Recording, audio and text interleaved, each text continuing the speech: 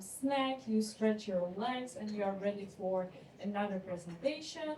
We're gonna start with Elias, who's from Kakarot ZK-EVM, who will tackle the question of the rollup space. Are ZK rollups actually more cost effective than optimistic rollups? So please welcome him on the stage.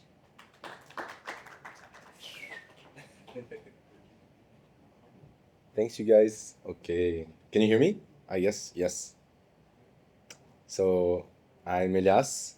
I work at Kakarot. We're building a provable EVM. Why does this subject actually interest me? Is because I am looking into how easy and how much will it cost to transition OP rollups to ZK rollups. That's why I'm interested in this subject. What is a rollup? Who here feels comfortable explaining what a rollup is? Okay, good. I guess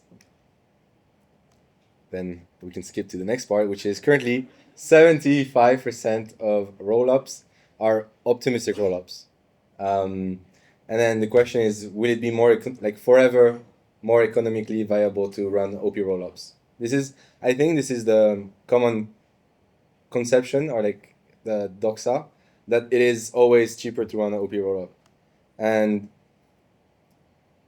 we didn't have to define rollups, but let's just define their philosophy. You want to, at all costs, avoid re-execution of your transactions on Ethereum L1.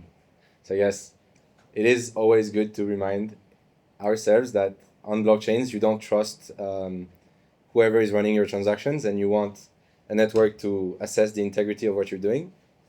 And on optimistic rollups, how this is done is that there is a proposer which settles some transactions on Ethereum L1 or any base layer, and these transactions are assumed to be done with integrity. So they are assumed correct, and whichever white knight wants to challenge this state has a period of time. For now, for example, it's 7 days on Arbitrum. So let's say it this way: every 1 minute, there is a batch of transactions that is posted from Arbitrum 1 to Ethereum L1. That is a batch of transactions. And these transactions are assumed correct, so they are not re-executed on Ethereum. And if you disagree with them, you have 7 days to say so. Very akin to right before a wedding, someone says, speak now or shut up forever. So if you don't challenge a state on an optimistic rollup that is wrong for 7 days, this state will be assumed correct. The best example to think, the worst case scenario, so it's always good to think of the worst case scenario. What could happen? The proposer could submit a state that says, everyone has decided to withdraw what they have locked in the bridge to my wallet. This is exactly the worst thing that can happen. So they are saying, give me all the TVL. So for Arbitrum, that would be $5 billion, a bit more. So this is the worst thing that can happen. Of course, it doesn't happen for many reasons, but this is the worst case. So let's get into the numbers, because I think this is the interesting part. How much does it actually cost to, become, let's not take degen chain because it did go into like trouble with conduit. So let's take something less problematic. Oh, oops. Did this just happen, or have I been talking without a screen for like 5 minutes? Okay. Okay. So if you're just starting like a chain today, like you're a new project, you expect to have 1 TPS of usage, which is more than like most of the rollups today. For example, Base has, I think, 20 to 40, Ethereum has 10, Starknet has 1, I think. So of usage, not of max capacity. You're going to be around 1.72K dollars per month to run this rollup. So that includes the proposer, the RPC, the Explorer. And then for data availability, so posting your transaction, you're going to pay, again, 1 to 2K a month. So that's the cost. So if you are just starting your thing and you don't want to be on chain, you want to have your own chain, you're going to run around 40K a year. That's if you really want the cheapest of the cheapest of the cheapest. Of course, if you're feeling a bit, hype, you call up like Etherscan, the most known explorer on the Ethereum ecosystem, and then you ask them to license their front end for you because everyone is familiar with it, and then you're closer to 1 million per year. But let's imagine you go for bare bones, open source, everything open source, and you call Altlayer and you ask them to run a rollup for you. And then comes the question of, so here you have like you have a sidechain. So how do you go from sidechain to like secure chain? You have like proposer and bonds.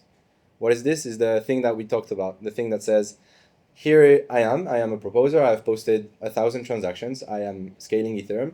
You have 7 days to tell me I am lying.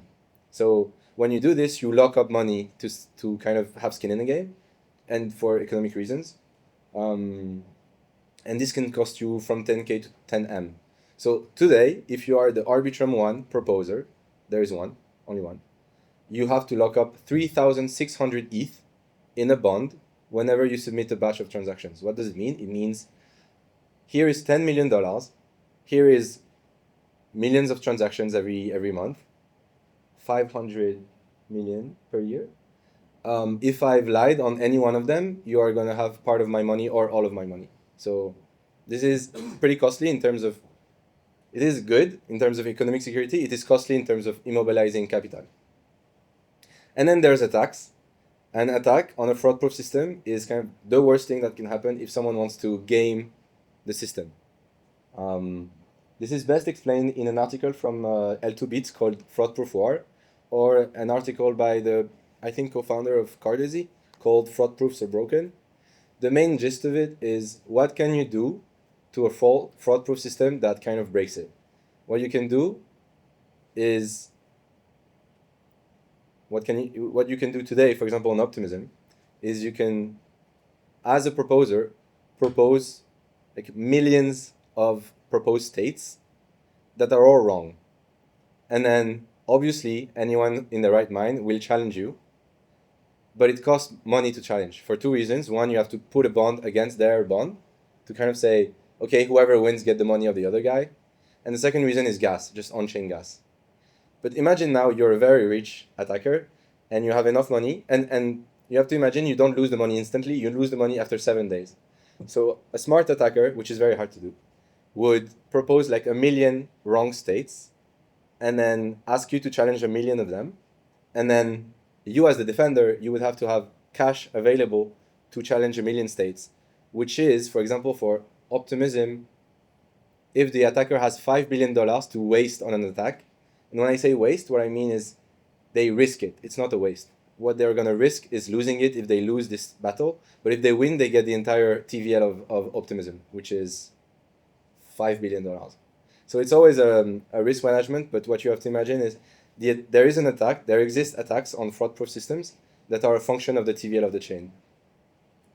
That's what I say. So if you run an optimistic rollup, your costs are going to be from 45K in the happy case, and you're like trying to save, to your entire TVL. The reason it doesn't happen today, I have debated this with Dono from L2Bit, is for two reasons. One is it's extremely hard to be a sophisticated attacker. So you would have to have funds and kind of make sure you have more funds than anyone. And the second reason is there is a security council on Optimism, for example. And if 8 members out of 8 out of 12 multisig argue that there is an attacker, they will switch off the fraud-proof system. So they're kind of like the police that says, we must always be in the happy case, and if one day we're on the unhappy case, just shut it down. And this has been done before. Okay. So yeah, this is just the numbers, but this is more on a, this slide is more about the number. So if you protect Arbitrum, if you are a proposer for Arbitrum, you have to immobilize $10 million of capital to propose new states. And I argue that this costs you 5%, or like the risk-free rate on those 10 millions. And Arbitrum Foundation agrees because they pay the proposer 5% on $10 million every month as like a proposer fee. Like the opportunity cost, right? Is that clear what I'm saying? If you are immobilizing 10 million capital to propose, you're not staking it. If you're not staking it, you're not getting 5% on your 10 million, so you're losing money. So you have to get your money somewhere, for example, transaction fees. So fraud proofs are not cheap. They're not cheap for two reasons. One, you have to immobilize capital, but that depends on the system. And two, there exists a worst case scenario whereby you get attacked and everyone has to spend a lot of money. So this is frightening in the long run. So what if we move to ZK? Recap on how ZK works. I have stolen and named the person I stole the slide from, who is from Starkware, Kinneret, who designed Sharp, which is the shared prover from Starknet. The way ZK rollups work is that they also execute transaction off-chain, just like an optimistic rollup, but they batch them inside proofs. So you execute 10 blocks, you compute the ZK proof for each of these blocks, and then you aggregate them into a tree of proofs that ends up being one single proof, and that proof is verified on L1. What does it mean in practice? It means that if you are executing 10,000 transactions on L1, you're going to pay a few $1,000,000. If you execute them on an L2, that is ZK, you're going to pay a few cents, a few dollars, and then they're going to get recursed into a proof, so you're going to pay cloud costs, and then the verification cost of verifying that proof on L1. So this is how ZK rollup save costs, is through also not re-executing transaction on L1, but providing the security, not from this idea that everything is correct, but challenge me if you disagree, but rather saying, we have proof, we have ZK proofs that all we did is correct. If you disagree, this is more like audit the proof system and prove that it's wrong. It's more on the mathematics side, so you have to read the theorems and more like arithmetization, and you have to prove that there is a soundness problem. And how do you do it? I mean, maybe it's off topic, but you have to prove that someone who is lying, so someone is, for example, saying you transferred them $10, but you didn't. So someone would have to be able to generate a proof for that action, and that proof would have to pass, would have to be correct. This is the soundness problem. So, of course, you don't want a proposer to say, everyone has suddenly decided to withdraw all their bank accounts into my bank account, and here is a ZK proof. So this is also why ZK Rollup have a security council, is because if they see that someone has managed to break the proof system, they have to kind of shut it down as well. This is why ZK Sync, for example, has proofs. With proofs, normally your finality is 12 minutes, so the same finality as L1. But because the proof can be broken and we're still in the training wheel period, you wait like 8 hours, and then if someone finds that there has been cheating, then you kind of you intervene with a human. Okay, so we are taking lots of assumptions, but Arbitrum has roughly 500 million transactions a year, and then we're arguing that it costs, with the current costs of the Kakarot VM, which is one of the main ZK VMs, so provable environments. Others are ReZero, Succinct, Valida. So they are generalized ways to prove compute. And this is the specific use case is how to prove a rollup. So how do we scale Ethereum? And it would cost, next year it will cost $1 million to scale Arbitrum. So to prove all of Arbitrum state, such that you don't need to rely on challenges anymore. So they're already cheap, but you can see that it's still expensive. And still maybe too expensive for teams that just launch and want to kind of go without such high costs. The benefits of ZK rollups is at least there is no possibility of the exhaustion attack. So no one can come and kind of try to wreck your chain the same way that they can on Arbitrum today. Who recalls the way exhaustion attacks are done? The thing whereby the proposer kind of attacks you with millions of fake proposals and makes you spend all your gas. So this is not possible on ZK. You get faster finality because you don't have the 7-day challenge period. So you're sure that when a transaction is ticked green, it's not going to be rolled up, reverted. It's irreversible. And then you get better interoperability out of the box from this idea that once a transaction is proven through ZK, it's proven forever. It can be re-verified by anyone, anywhere. So this also offers a lot of interop when you are considering between L2s, but also between L1s, for bridges predominantly. So how much does it cost today? So the bare bone infrastructure is the same as for OP Rollup, so it's 20K per year. Data availability is arguably 2x to 3x cheaper, thanks to different ways to commit to your data on L1. We don't have to get into it. It's can find me later, but state diffs are different from posting entire transactions. And then prover and verifier cost, this is a problem today. So why doesn't everyone run ZK rollups? It's just because it's too expensive. Running today in production Polygon CDK as a L2 you have to pay $10,000 per TPS of bandwidth. So if your chain has a lot of success, like top 10 success, so 5 TPS consumed, you're going to have to pay $50K a month in prover costs, so cloud costs for ZK proofs. The thing we really need in ZK now to kind of go to the next step is 10x cheaper again and again. And this is occurring every 6 months. So we expect that by Q2 2025, provers are so powerful for many reasons. GPU optimizations, new generations of prover, like Starkware is releasing a new prover this year, which is beating everyone on the benchmarks. So the tech is getting better on the software and on the hardware. We're going to be able to reach rather not 10K per TPS, not 1K per TPS, but lower than 1K per TPS. And then that's kind of what Kakarot Labs, that's why I'm just interested in the subject, is we built a provable EVM. So the natural end goal for a provable EVM is to kind of take the 1 or 2 trillion transactions that exists today, no, billion, per year, and prove them. And the way what you get from it is mainly security and scalability. So the shield slide, but at any rate, I think the main thing that's really cool is rather, if you agree that on-chain is good, like there is a use case for on-chain, for DeFi, for GameFi, for SocialFi, for everything. If you compare, do I have a slide on this? Nope. If you compare the number of transactions there is on NASDAQ, on like options market in the real world, these are hundreds of billions of transactions every year. So the bandwidth that is available in terms of total addressable market for Web3 is huge. It is way bigger than what we have today on-chain.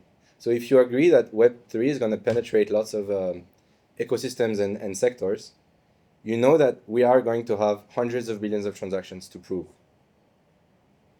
And then, seeing the price of proofs, you also would agree that we need cheaper provers. So this is kind of the next frontier. You have lots of blocks, you need to prove them because it is better for security and scalability. And then how do you do it? And so the next frontier is really transitioning all those OP rollups to ZK. And it's not going to happen overnight, but I think lots of cool teams are working on it. And again, you need 10x every 6 months. So that's kind of the state. I mean, this is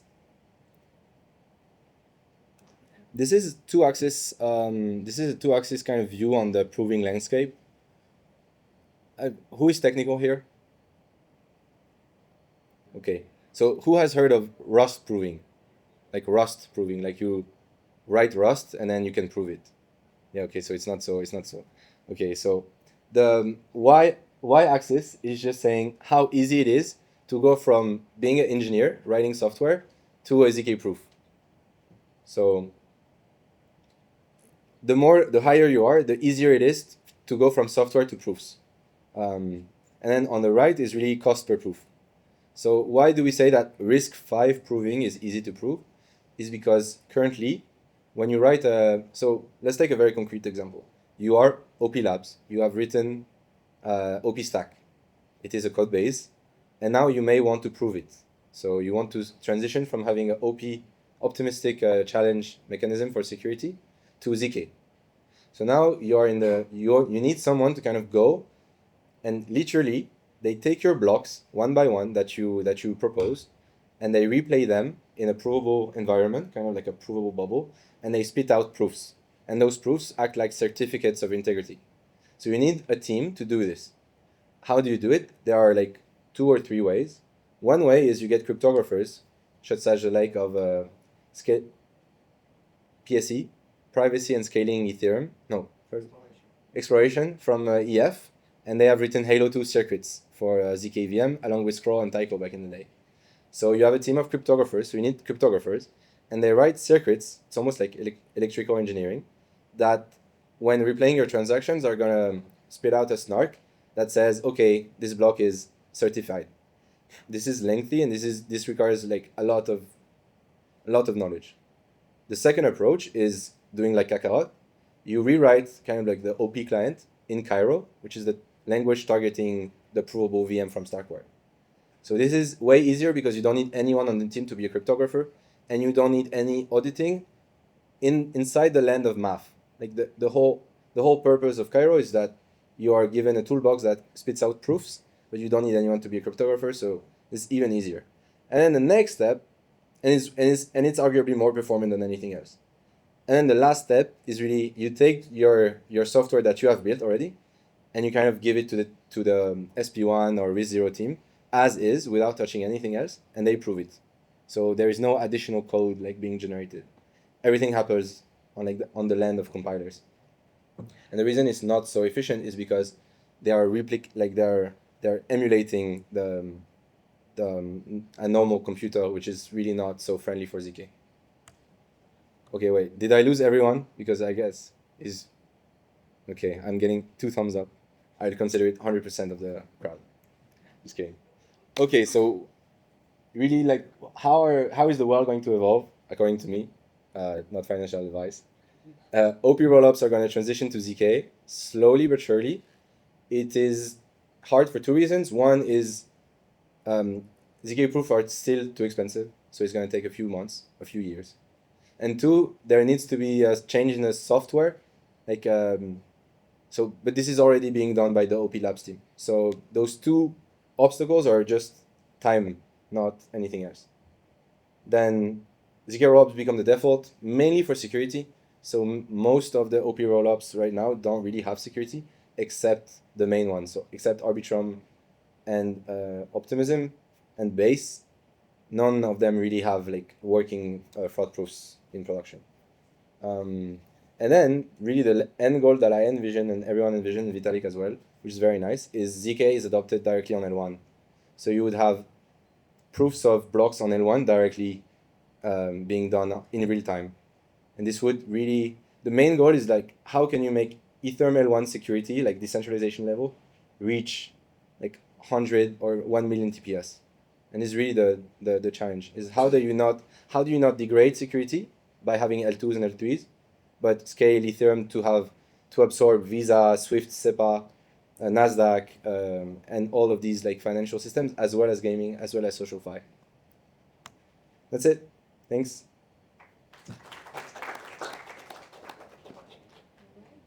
Does anyone have some question? Okay. Hey, great presentation.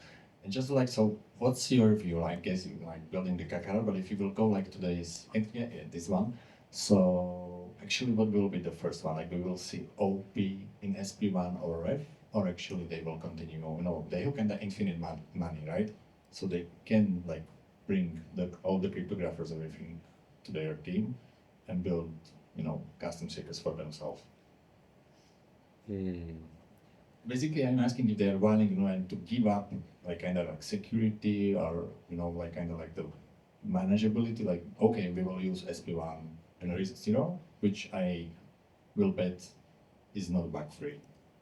Okay, so you're saying there's one question on sovereignty. So OP Labs doesn't want to give up sovereignty to another startup, maybe, and then they think that their code is better than the code of others, or like they like better or worse. It's like so you don't own it. I think their goal is to go so there is a typology called stage 0, stage 1, stage 2. It's about security of rollups, and it's the idea that rollups cannot be like instantly secured and like decentralized and great. They have to have training wheels.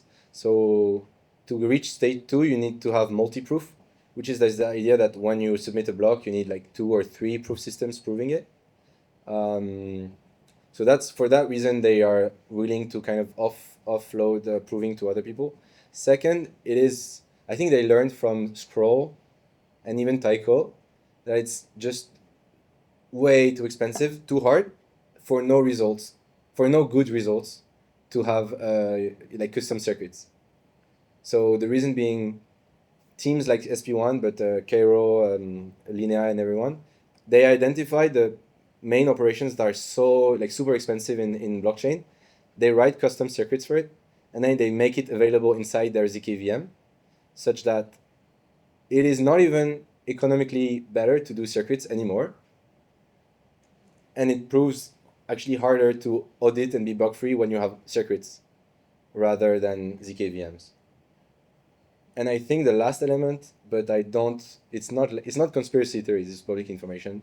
But like OP Labs are close to Succinct from being invested in by Paradigm, and it makes sense because Succinct are very serious people, and they have already started to work on OP Succinct.